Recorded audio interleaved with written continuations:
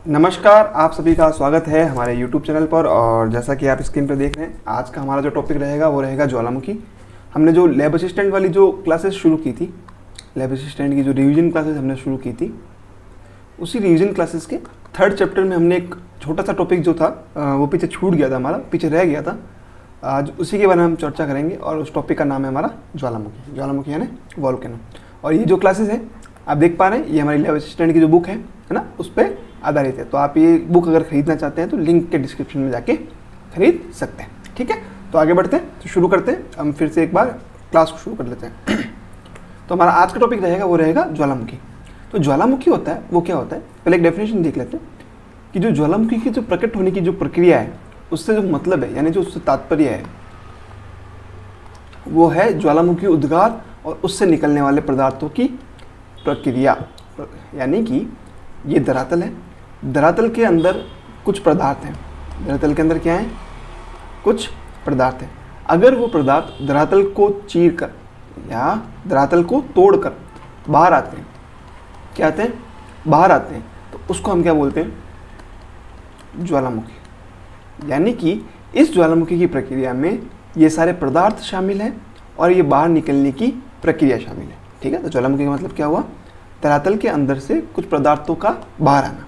ठीक है ना, बाहर आने की प्रक्रिया। अब दो शब्द हैं, एक है मैग्मा और एक है लावा। एक है मैग्मा, एक है लावा। तो अब इसके अंदर जो धरातल के अंदर है ना जो पदार्थ है वो है मैग्मा। क्या है? मैग्मा। जब ये पदार्थ बाहर आ जाता है, जब ये पदार्थ बाहर आ जाता है तब क्या बन जाता है? लावा। यानी कि मैग्मा जब तरल चट्टानी पदार्थ भूपटल के नीचे रहता है, यानी यहाँ पे रहता है, तब क्या कहलाता है? मैग्मा। और यही मैग्मा जब बाहर आ जाता है तब ये क्या कहलाता है? लावा। यही मैग्मा जब बाहर आ जाता है तो अब क्या कहलाता है? मैग्मा। ये डायग्राम देखिए, है ना, क्या कहलाता है? मैग्मा।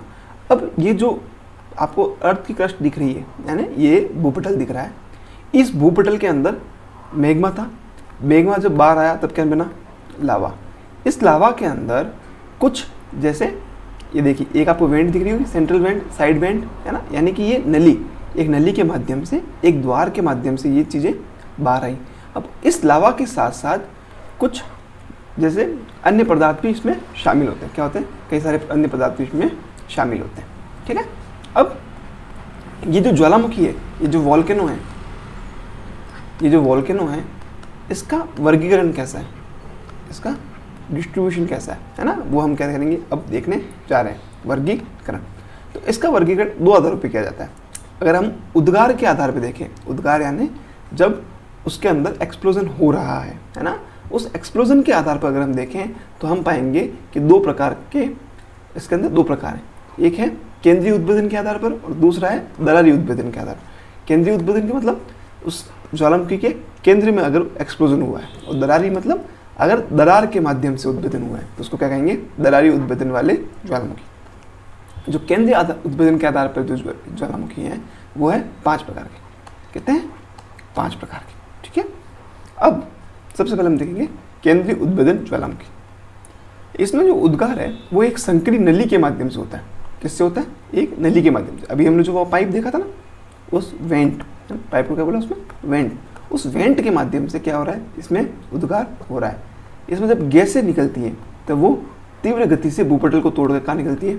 बाहर की तरफ आ जाती है। तीव्र गति से भूपटल को तोड़ते हुए बाहर की तरफ आती है। ठीक है, फिर जब लावा है, वो लावा अधिक ऊंचाई तक, यानी इस पाइप के माध्यम से जब लावा निकला तब वो अधिक ऊंचाई तक जाता है। कहाँ तक जाता है? बहुत अधिक ऊंचाई तक जाता है। ठीक है, इसके बाद है ना, ये हो गया। अब जो केंद्रीय उद्भेदन है, केंद्रीय उद्भेदन है, उसके हैं कुल 5 प्रकार। कितने हैं? 5 प्रकार। उन 5 को ही हमने एक टेबल के माध्यम से यहाँ समझा दिया। उन 5 को किसके माध्यम से समझा दिया? टेबल के माध्यम से।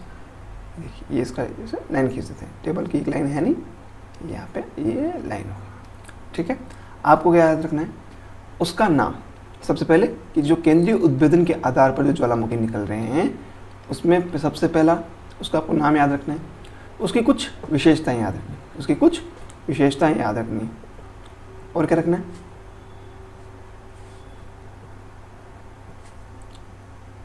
अब ये देखिए, अब दिख रहा होगा है ना। इसको एक बार के लिए गायब कर देते हैं ना, एक बार केवल स्क्रीन रखते हैं, ठीक है। ये स्क्रीन दिख रही होगी। अब इसमें जो है सबसे पहला है हवाई। सबसे पहला क्या है? हवाई ज्वालामुखी। इसकी जो विशेषता है कि इसका जो लावा है वो क्या है? पतला। लावा कैसा है? पतला है। उद्गार कैसा होता है? शांत होता है। और आकृति कैसी बन रही है? केशों जैसी आकृति बन रही है। किसके जैसी आकृति बन रही है? केश जैसी आकृति बन रही है, ठीक है।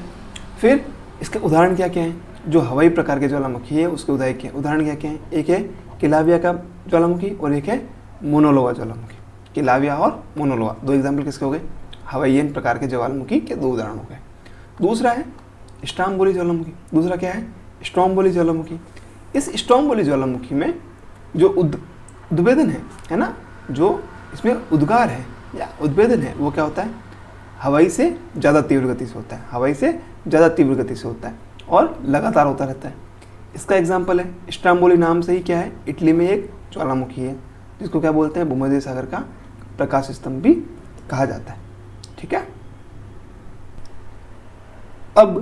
अब जो दूसरा इसमें प्रकार है, जो तीसरा प्रकार है वो है वोल्केनियन प्रकार। कौन सा है? वोल्केनियन ज्वालामुखी। ये जो वोल्केनियन ज्वालामुखी होता है इसमें जो विस्फोट होता है, इसमें जब विस्फोट होता है तो ये क्या होता है? स्ट्रोम्बोली से ज़्यादा होता है। स्ट्रोम्बोली से क्या होता है? ज़्यादा होता है। इसमें जो लावा होता है वो चिपचिपा होता है और जब छिद्र होता है, जो बंद हो जाता है, तो उससे ज़्यादा उसका प्रभाव पड़ता है। और इसका एग्जाम्पल क्या है? वोल्केनो नाम का ही ज्वालामुखी, जो कहाँ पे है? लिपारी द्वीप। और लिपारी द्वीप कहाँ पाता है? इटली में, ठीक है। फिर चौथा है वो है पिलियन प्रकार का ज्वालामुखी। कौन सा है? पिलियन प्रकार का ज्वालामुखी। ये सर्वाधिक विनाशकारी है। लावा इसमें क्या होता है? लसदार प्रकृति का क्या होता है? लावा होता है। और उसका एग्जाम्पल क्या है? हिबक या माउंट ताल जो ज्वालामुखी है वो कहाँ है? फिलीपींस में, ठीक है। और एक है इसका एग्जाम्पल हिबक, ठीक है। फिर आता है विसुवियस प्रकार का, विसुवियस टाइप वोल्केनो। इसमें गैस ज़्यादा अधिक होती है। इसमें जो गैसें होती हैं वो क्या होती हैं? अधिक होती है। लावा अधिक ऊंचाई तक जाता है और इसका एग्जाम्पल है विसुवियस ज्वालामुखी, जो कहाँ पे है? नेपल्स, इटली में। तो इस प्रकार से हमारे क्या खत्म होते हैं? 5 केंद्रीय प्रकार के ज्वालामुखी, ठीक है। इसके बाद आता है दरारी उद्भेदन ज्वालामुखी। इसके बाद क्या आता है? दरारी उद्भेदन ज्वालामुखी। ये जो ज्वालामुखी है ना, पहला तो क्या हो गया? केंद्रीय। दूसरा है दरारी। दरारी के मतलब दरारों से क्या निकलता है? लावा निकलता है। शांतिपूर्वक लावा निकलता है। कैसे निकलता है? शांतिपूर्वक लावा। और यही लावा जब परतों के रूप में जम जाता है तब ये किसका निर्माण करता है? लावा पठार का। और इसके 3 वर्ल्ड के एग्जाम्पल हैं। एक है लॉकी ज्वालामुखी का, है ना, जो कहाँ है? आइसलैंड में। दूसरा है कोलंबिया का पठार जो है यूएसए। और तीसरा है दक्कन का पठार जो कहाँ पे है? इंडिया। तो ये एग्जाम्पल याद रखने हैं, एग्जाम्पल पूछे जा सकते हैं। अच्छा, वीडियोस को एक बार वापस ले आते हैं, ठीक है।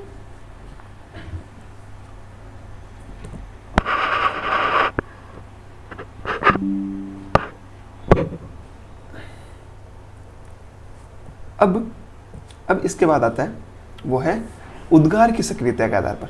किसके आधार पर? उद्गार की सक्रियता के आधार पर। मतलब जब उसके अंदर उद्गार हो रहा है, जब ज्वालामुखी के अंदर उद्गार हो रहा है तो उसके आधार पर हमने इसको 3 भागों में बांटा है। पहला है सक्रिय, सक्रिय यानी एक्टिव। दूसरा है निष्क्रिय, निष्क्रिय यानी डोरमेंट। और तीसरा है शांत, शांत यानी एक्सटिंक्ट। तो 3 प्रकार के उद्गार की सक्रियता के आधार पर यानी उसकी एक्टिवनेस के आधार पर उसको 3 भागों में बांटा है। पहला है सक्रिय। सक्रिय मतलब जहाँ लगातार उद्गार होता रहता है, जहाँ पे क्या हो रहा है? लगातार उद्गार हो रहा है। उसका एग्जाम्पल है एटना। एटना कहाँ आता है? इटली। स्ट्रोम्बोली कहाँ आता है? इटली। ये दोनों किसके एग्जाम्पल हैं? सक्रिय ज्वालामुखी के। सेंट हेलेना, सेंट हेलेना कहाँ का है? यूएसए का। पिनाटुबो, पिनाटुबो है फिलीपींस का। और कोटोपेक्सी, कोटोपेक्सी है इक्वाडोर का। उसके बाद आता है निष्क्रिय। निष्क्रिय मतलब एक बार कभी उद्गार हुआ होगा, उसके बाद क्या हो गया? ये शांत हो गए। उसके बाद क्या हो गए? शांत हो गए। और उसका एक मुख्य एग्जाम्पल है वो है विसुवियस, जो कहाँ पे है? इटली। फ्यूजियामा का है? जापान। और क्राकाटोआ जो है इंडोनेशिया का। उसके बाद आता है शांत या मृत ज्वालामुखी। ये मतलब इसमें उद्गार कभी हुआ ही नहीं, उद्गार बहुत पहले हुआ और उद्गार बंद हो गया। उद्गार क्या हो गया? बंद हो गया। तो इसको क्या बोलते हैं? शांत या मृत ज्वालामुखी। इसमें उद्गार होने के बाद कभी कभी क्या बन जाती है? जिले बन जाती है। और इसका एग्जाम्पल क्या है? माउंट पोपा। माउंट पोपा कहाँ का है? म्यांमार का। दूसरा है देवमंदोर को। देवमंदोर को कहाँ के? ये है ईरान के। देवमंदोर को कहाँ के? ईरान के। तीसरा है आर्थर सीट, यह है स्कॉटलैंड का। ये एग्जाम्पल आपको याद करना है, इसके एग्जाम्पल बहुत ज़्यादा जरूरी है, ठीक है। इसके बाद आता है कि जो ज्वालामुखी है ना, जब ज्वालामुखी बाहर निकला, ज्वालामुखी में विस्फोट हुआ, उस विस्फोट से बहुत सारे लैंडस्केप बनते हैं। क्या बनते हैं? लैंडस्केप, या बहुत सारे क्या बनते हैं? स्थल रूप बनते हैं। उन्हीं स्थल रूपों के बारे में हमको क्या करनी है? चर्चा करनी है। तो जो इसी स्थल रूप के आधार पर अगर हम ज्वालामुखी के प्रकार देखें, क्या देखें? ज्वालामुखी के प्रकार देखें, तो इसको हम दो भागों में देख सकते हैं। इसको स्थल रूप भी कह सकते हैं, या क्या कह सकते हैं? ज्वालामुखी के प्रकार। इसमें आते हैं, सबसे पहले आता है शील्ड ज्वालामुखी। सबसे पहले क्या आता है? शील्ड ज्वालामुखी, जो किससे बना है? बेसाल्ट से बना है। तरल इसमें क्या होता है? लावा होता है। और उसका प्रमुख एग्जाम्पल क्या है? हवाई द्वीप के ज्वालामुखी। इसका प्रमुख एग्जाम्पल क्या है? हवाई द्वीप के ज्वालामुखी। उसके बाद आता है मिश्रित ज्वालामुखी। उसके बाद क्या आता है? मिश्रित को क्या बोलते हैं? Composite volcano. इसमें जो लावा होता है वो गाढ़ा होता है और ये विस्फोटक प्रकार के होते हैं। फिर आते हैं ज्वालामुखी कुंड। फिर क्या आते हैं? ज्वालामुखी कुंड। जब अत्यधिक विस्फोट हो जाता है, क्या होता है? बहुत ज़्यादा विस्फोट जब हो जाता है तब वो एरिया नीचे धंस जाता है। वो एरिया क्या हो जाता है? नीचे धंस जाता है। और इसका एग्जाम्पल क्या है? क्राकाटोआ। ठीक है, तो ये ज्वालामुखी के प्रकार हो गए स्थल रूपों के आधार पर। इसमें एक दो और हैं, जिसमें जैसे बेसाल्ट प्रवाह क्षेत्र। बेसाल्ट प्रवाह क्षेत्र मतलब जब लावा दूर दूर तक फैलता है। जैसे एग्जाम्पल दक्कन ट्रैप।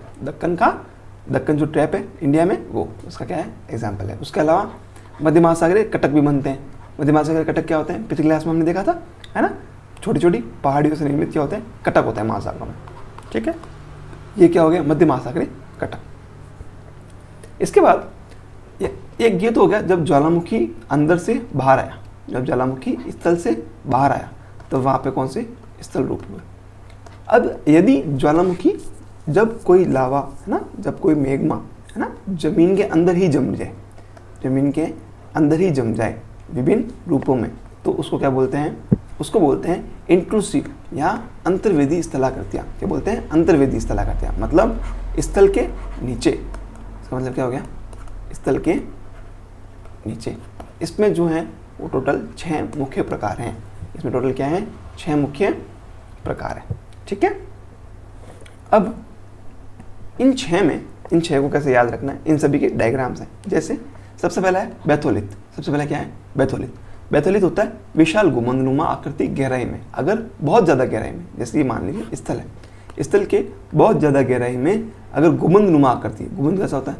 ऐसा गुंबद होता है। अगर इस प्रकार की आकृति से ज्वालामुखी का स्थल रूप का निर्माण होता है तो उसको क्या बोलते हैं? बैथोलिथ। उसको क्या बोलते हैं?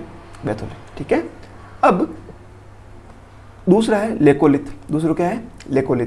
ये भी गुंबदनुमा होता है। इसका जो तल होता है वो क्या होता है? कैसा होता है? समतल होता है। इसका भी तल कैसा होता है? समतल होता है। लेकिन इसके नीचे एक पाइप जैसी नली होती है। कैसी होती है? इसके नीचे एक पाइप जैसी नली होती है। अगर ऐसी स्थलाकृति दिख जाए तो वो क्या है? लेकोलिथ। ठीक है, उसके बाद आता है लेपोलिथ। लेपोलिथ है तस्तरीनुमा जमाव। तस्तरी कैसी होती है? इस प्रकार की कोई तस्तरी होती है ना? तस्तरी कैसी होती है? इसी प्रकार की तस्तरी होती है। अगर तस्तरी के आकार का, है ना, तस्तरी के आकार का चपटा अगर स्थल रूप जम जाए तो उसको क्या बोलते हैं? लेपोलिथ, है ना? या ऐसा या ऐसा। एक तस्तरी होती है पूरी गोल, यह है आदि तस्तरी, जो आदि वाली होती है। अगर ऐसी स्थला करती है या इसका मुंह आगे से जुड़ जाए, ये कैसा बन जाता है? तस्तरी के आकार का, तो उसको क्या बोलेंगे? लेपोलिथ। उसके बाद आता है फेकोलिथ। चौथा आता है फेकोलिथ। फेकोलिथ होता है जिसमें अपनति और अपिनति हो, यानी कि उसमें लहरनुमा आकृति हो। अगर ऐसी कोई आकृति जम जाए, लहरनुमा, कैसी? लहरनुमा, जिसकी अपनति हो और अभिनति हो। अपनति यानी नीचे वाला, अभिनति यानी ऊपर वाला हिस्सा। अपनति और अभिनति हो तो वो क्या हो जाता है? फेकोलिथ। उसके अलावा अगर एक क्षैतिज दीवार जैसी आकृति, दीवार देखिए दीवार कैसी होती है, अगर क्षैतिज दीवार जम जाए तो उसको बोलते हैं सिल। उसको क्या बोलते हैं? सिल। और वही ये ऊर्ध्वाधर हो जाए, वही कैसी हो जाए? खड़ी हो जाए, खड़ी दीवार हो जाए तो उसको क्या बोलेंगे? डाइक। उसको क्या बोलेंगे? डाइक। इस प्रकार से हमारा क्या समाप्त होता है? ज्वालामुखी स्थल रूप। ठीक है, ये देखिए, ये कुछ डायग्राम दिए हुए हैं, है ना? मिश्रित ज्वालामुखी, लावा, शिंडर ज्वालामुखी, ये आप किताब में देखेंगे तो आपको मिल जाएंगे। ठीक है, उसके बाद हमारा जो आखिरी टॉपिक बचता है ज्वालामुखी के अंदर, वो है इसका डिस्ट्रीब्यूशन। यानी कि इसका वितरण। इसका वितरण कैसा है? तो जो पूरा विश्व है उस विश्व का लगभग 2/3 जो ज्वालामुखी है ना, सब जो 2/3 ज्वालामुखी हैं वो पाए जाते हैं परिप्रशांत महासागरीय पेटी में। वो किसमें पाए जाते हैं? परिप्रशांत महासागरीय पेटी में, है ना। 2/3 ज्वालामुखी किसमें पाए जाते हैं?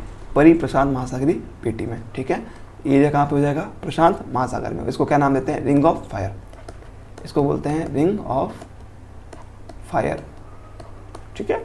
विनाशी प्लेट किनारे, विनाशी मतलब जहाँ पे प्लेट का क्या होगा? विनाश होगा। और इसका जो डिस्ट्रीब्यूशन है अंटार्कटिका से शुरू होगा।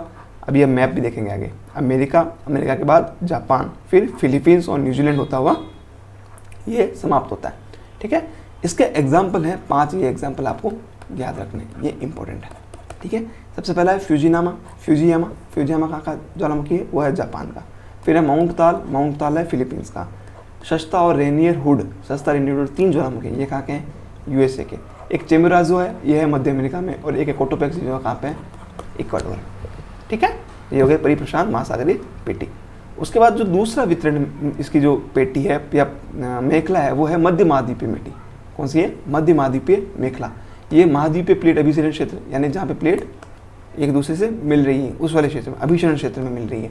ये आइसलैंड, यूरोप से होते हुआ एशिया तक फैला है। आइसलैंड से शुरू होगा, यूरोप और फिर एशिया तक। इसकी 2 शाखाएं। कितनी शाखाएं? 2 शाखाएं। कौन कौन सी? एक है पश्चिमी द्वीप समूह और दूसरा है स्पेन, इटली, कॉकेसस और म्यांमार होता हुआ कहाँ जाता है? अफ्रीका में चला जाता है, ठीक है। ये वाला इसका दूसरा। इसमें, ठीक है, ये हो गया। इसमें अफ्रीका के जो एरिया है मान घाटी ब्रांच वाला वो भी इसमें शामिल है। इसका कुछ एग्जांपल है, जैसे इस्तांबुली, एटना, विसुविस, ये कहाँ के हैं? इटली के। देवमत कोन सुल्तान, ये ईरान के। अरारात है वो अर्मीनिया का। बेरन द्वीप ये है अंडमान निकोबार कहाँ पे है? भारत में। फिर है किलिमंजारो केन्या का। केलिया एल्गन कैमरून, ये कहाँ के हैं? अफ्रीका के, ठीक है। समझ में आया? इसके बाद है तीसरी मेखला है वो है मध्य अटलांटिक मेखला। ये कहाँ की है? मध्य अटलांटिक मेखला।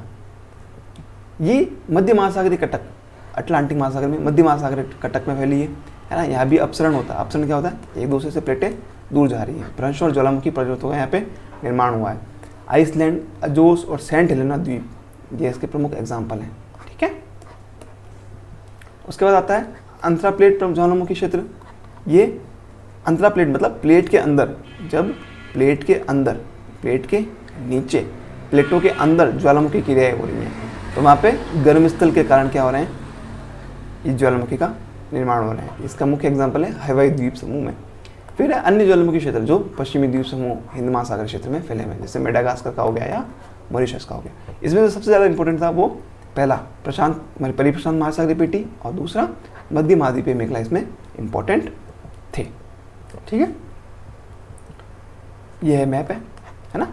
ये रिंग ऑफ फायर का मैप है। रिंग ऑफ फायर कहाँ से? ये देखिए, ये यूरेशियन प्लेट दिख रही है इधर, ये प्रशांत महासागर दिख रहा है पूरा, ये जो लाल वाला इलाका दिख रहा है ये क्या है? Ring of fire. ये क्या है? रिंग ऑफ फायर, ठीक है।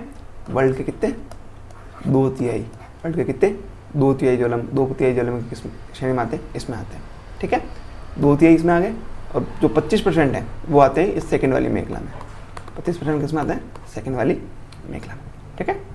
इसके साथ ही हमारा ज्वालामुखी वाला जो टॉपिक है वो क्या होता है? समाप्त होता है, ठीक है। और ये हमारी बुक है, आपने देख ली, ठीक है। फिर मिलते हैं अगली क्लास में।